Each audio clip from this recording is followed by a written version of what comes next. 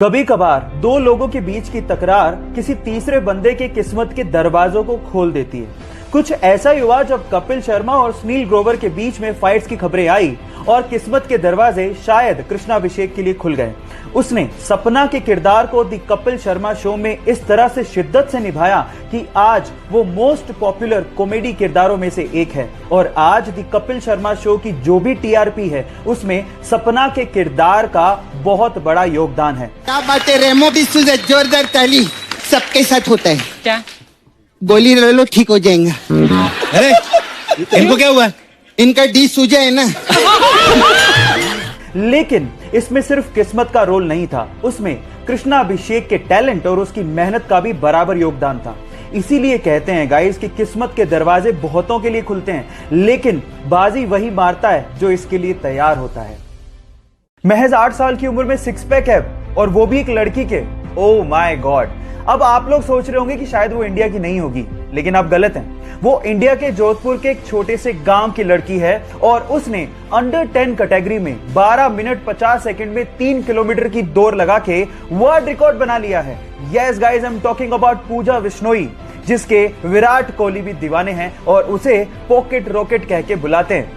अब पूजा 2024 में ओलंपिक में पदक जीतने की तैयारी कर रही है और उसके इस अचीवमेंट के लिए विराट कोहली फाउंडेशन उसकी मदद भी कर रहा है। सो गाइस, इस छोटे से पॉकेट रॉकेट के लिए एक हार्ट तो बनता है।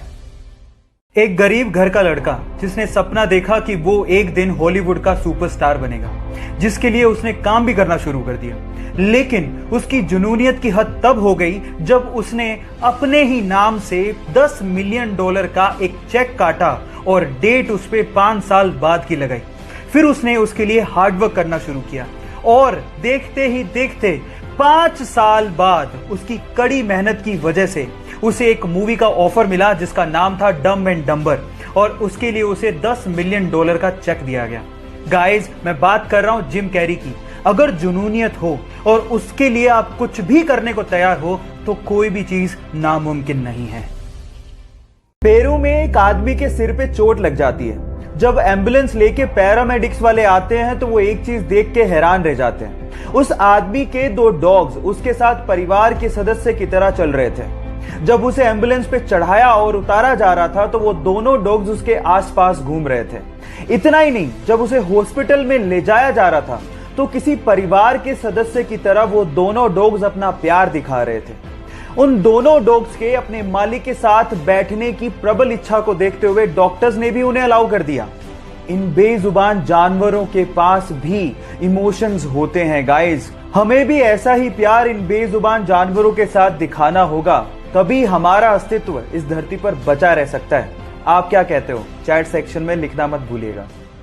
पगड़ी सरदारों की शान होती है और सरदार अपनी अलग आइडेंटिटी के लिए इसे पहनते हैं। आप लोगों ने सरदारों को पगड़ी पहने हुए देखा होगा, लेकिन आमतौर पर यह पगड़ी 5 से 6 मीटर ही लंबी होती है। लेकिन पटियाला के अवतार सिंह मोनी जी अपने सर पर 645 मीटर लंबी पगड़ी पहनते हैं। कुतुब मीनार की लंबाई 70 मीटर है, यानी कि अवतार सिंह मोनी जी कुतुब मीनार से 9 गुना लंबी पगड़ी अपने सर पर पहनते हैं, जिसकी वेट 126 केजी है और जिसे पहनने में 6 घंटे का समय लगता है।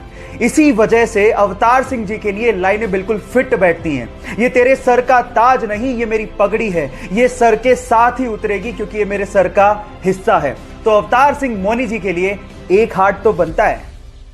वुंडा नाम की एक चिंपैंजी कुपोषण की शिकार थी और इसी वजह से वो मरने की कगार पर थी। तब उसे जेन गुडोल नामक एक महिला अपने चिंपैंजी रिहैबिलिटेशन सेंटर पर लेके आ गई और उसकी खूब सेवा करी। थोड़े दिनों बाद वो अच्छी हो गई।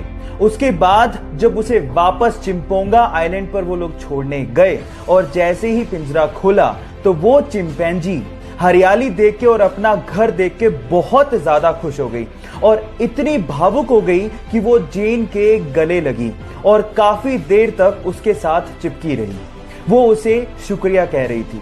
गाइस, अगर इंसानों को अपना अस्तित्व बचाना है तो हमें इन जानवरों को, पशु पक्षियों को, प्रकृति को बराबर का दर्जा देना होगा और उनकी केयर करनी होगी, तभी हम बच पाएंगे। ये 21 दिन शायद हमारी जिंदगी की सबसे बड़ी अपॉर्चुनिटी है, क्योंकि पहली बार हमें इतना वक्त खुद के साथ गुजारने का मौका मिल रहा है। इसमें हम कुछ नया सीख सकते हैं, मैं भी सीख रहा हूँ। शायरी पढ़ने का शौक़ था, छूट गया था, लेकिन इन 21 दिनों में मैं कोशिश कर रहा हूँ कि वो शौक़ दोबारा से ज़िंदा हो जाए। कुछ पढ़ा है मैंने, आपसे शेयर करना चाहता हूँ, और इसलिए भी करना चाहता हूँ क्योंकि वेदांतु का जो 21 डे लर्निंग चैलेंज है उसको मैं एक्सेप्ट कर रहा हूँ।